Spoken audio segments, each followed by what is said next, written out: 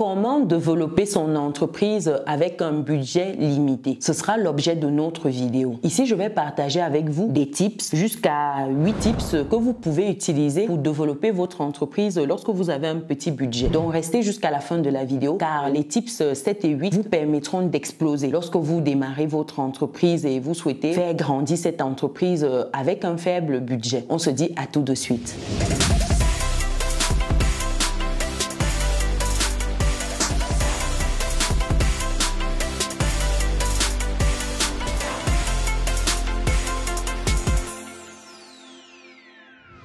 Bienvenue de nouveau sur Business et Réussite, la chaîne qui te permet de muscler ton mindset et tes finances. C'est quelque chose qui te parle, clique sur tous les boutons, active la cloche, partage autour de toi. Si tu me découvres dans cette vidéo, je suis Chimène, je suis maman, je suis entrepreneur. J'accompagne les personnes qui souhaitent investir, level up leurs finances. Donc si c'est ton cas également, tu peux me contacter en allant sur businessetréussite.com, prendre rendez-vous. Et ce sera avec plaisir qu'on va parler de ton projet. Et pour les personnes qui souhaitent rejoindre le club des résilients, vous avez l'onglet Académie. Là-bas, on réseaute, on parle de livres, on parle d'idées business, on investit ensemble, donc rejoins l'aventure en complétant tes informations. Et pour terminer, si tu envisages immigrant en France, tu as ce livre Vivre et réussir en France qui va t'y accompagner, qui traite de la question d'immigration en France, qui te donne le comment tu peux bien t'installer en France, comment progressivement tu peux comprendre le système, investir, comment défiscaliser par la suite, comment atteindre ton autonomie financière. Tu as toutes les clés dans ce livre. Et lorsque tu viens d'arriver, tu auras également comment bien t'intégrer, tout ce qu'il y a comme aide, accompagnement. Je pense que c'est toujours bon à prendre lorsqu'on vient d'arriver, histoire de bien démarrer. C'est pas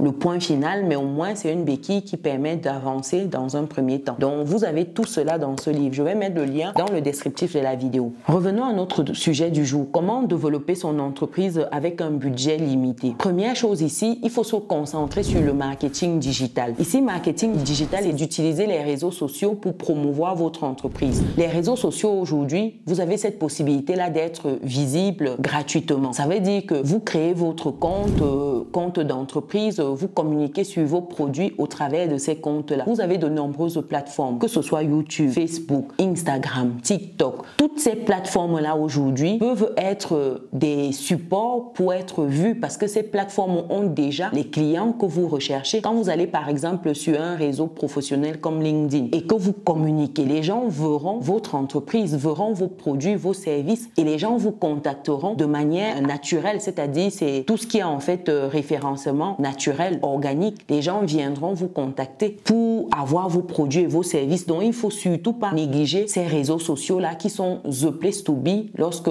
on souhaite être vu et qu'on n'a pas un gros budget. C'est vrai qu'on peut y aller lorsqu'on a déjà un certain budget également, faire de la publicité payante afin de toucher un peu plus de monde. Mais dans un début, juste la publicité naturelle au travers de vos comptes créés sur ces réseaux, ça fait l'affaire. Donc allez-y. Deuxième stratégie ici, c'est de créer un site web efficace. Lorsque vous créez un bon site web qui est épuré, qui donne toutes les informations, le processus, qui parle pour vous, qui donne l'information de A à Z au client. Le client a envie de finaliser le processus d'achat. Parce que lorsque vous arrivez sur certains sites internet, le site c'est la catastrophe, c'est difficile de naviguer, vous avez du mal à vous retrouver, à trouver certaines informations sur l'entreprise, sur le produit, c'est compliqué. Et lorsque vous souhaitez même passer commande, c'est le parcours du combattant. Des sites internet comme ça, c'est pas intéressant. C'est pas un site efficace qui vous permet de vendre vos produits. Vous devez avoir des sites web qui parlent pour vous. Vous devez miser là-dessus. Commencez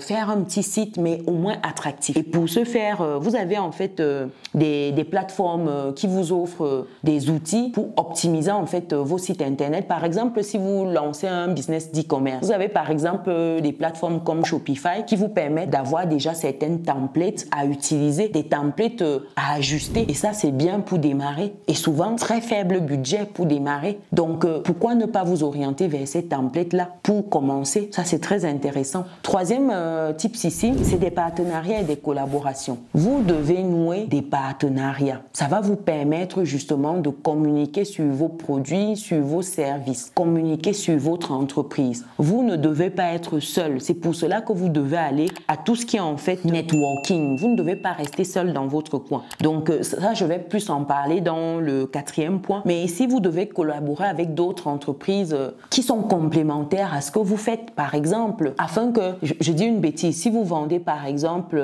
du pain, je dis une bêtise, qu'à côté, vous collaborez avec une entreprise qui vend de l'eau, par exemple, parce qu'après avoir mangé du pain, vous pouvez avoir soif, ou un gâteau un peu lourd qui est cassant. C'est bien d'avoir peut-être des jus de fruits à côté. Vous qui faites la pâtisserie, prenons cet exemple-là, vous collaborez avec quelqu'un qui propose des jus de fruits. Lorsque quelqu'un vient pour acheter les jus de fruits à côté, la personne propose votre pâtisserie et vice-versa. Ça, c'est des collaborations qui sont intéressantes, des partenariats intéressants où chacun y gagne. En 4e point ici, c'est de faire du networking, comme je disais tantôt. Ça veut dire que vous devez assister à des événements locaux pour être vu, pour partager sur vos produits, vos services. Vous devez aller à ces événements en ligne pour rencontrer d'autres entrepreneurs, pour partager sur les difficultés que vous pouvez rencontrer et les solutions que d'autres ont eu à implémenter qui pourront également être intéressantes pour vous. Ne restez pas dans votre coin, sortez, allez rencontrer d'autres entrepreneurs. Vous serez étonné de ce que les autres ont pu mettre en place. Peut-être que vous avez un problème aujourd'hui et en échangeant avec un entrepreneur, vous aurez une étincelle et vous allez trouver la solution à votre problème.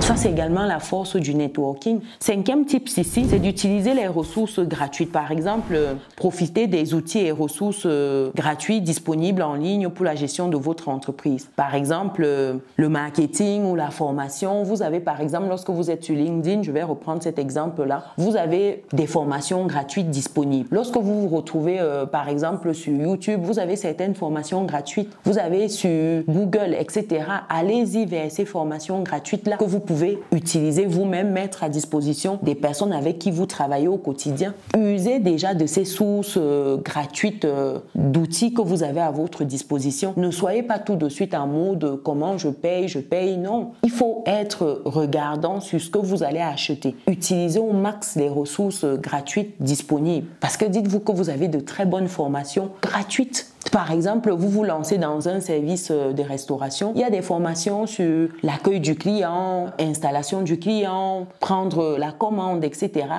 C'est gratuit. Pourquoi ne pas commencer par là? Aussi simple que ça. En 6e tips ici, c'est de se fixer des objectifs clairs. Ici, vous devez établir des objectifs spécifiques et mesurables, des objectifs qui vont vous permettre de garder le cap. Parce que le souci souvent, c'est que vous allez vous retrouver à partir un peu partout, en cours de route, vous allez peut-être être attiré par tout ce qui brille, c'est-à-dire vous retrouvez à peut-être prendre une direction quasiment opposée parce que vous pensez que ce sera peut-être plus intéressant. Pourtant, il faut persévérer, pourtant, il faut développer, il faut garder votre objectif en vue, peut-être ajuster le moyen, mais garder cet objectif-là, d'où la clarification de vos objectifs, qu'ils soient clairs, qu'ils soient mesurables, qu'ils soient atteignables, qu'ils soient smart. C'est très important. En 7e tips ici, c'est d'analyser vos dépenses. Vous ne devez pas dépenser à tout va. Vous devez prendre le temps, budgétiser. Autant la budgétisation est importante à titre personnel, autant lorsqu'il s'agit de votre entreprise, c'est capital. Avant de dépenser le moindre sou, vous devez vous poser la question, est-ce que c'est pertinent cette dépense-là? Est-ce que vous ne pouvez pas optimiser cette dépense-là? Est-ce que vous ne pouvez pas faire autrement? Ça, c'est quelque chose qu'on apprend souvent lorsqu'on est déjà lancé. On apprend souvent de ses propres erreurs, mais c'est souvent mieux d'apprendre des erreurs des autres. C'est mieux tout de suite d'optimiser ses coûts, de voir si on ne peut pas avoir la même matière première, par exemple, à moindre coût. Si vous avez besoin peut-être des emballages dans votre activité, parce que le produit que vous proposez nécessite ces emballages-là. Est-ce que vous ne devez pas chercher un moyen d'obtenir ces emballages à des prix plus intéressants, faire jouer la concurrence? Si vous avez besoin, par exemple, de présentoirs, est-ce que vous ne pouvez pas les avoir peut-être avec l'artisan du coin qui va vous faire un bon prix plutôt que d'avoir quelque chose acheté en magasin en boutique et qui coûtent les yeux de la tête. Ici, vous devez toujours chercher des solutions alternatives qui n'altéreront pas la qualité, le rendu final, mais qui permettront justement d'avoir le même résultat, qui rempliront le même rôle en fin de compte.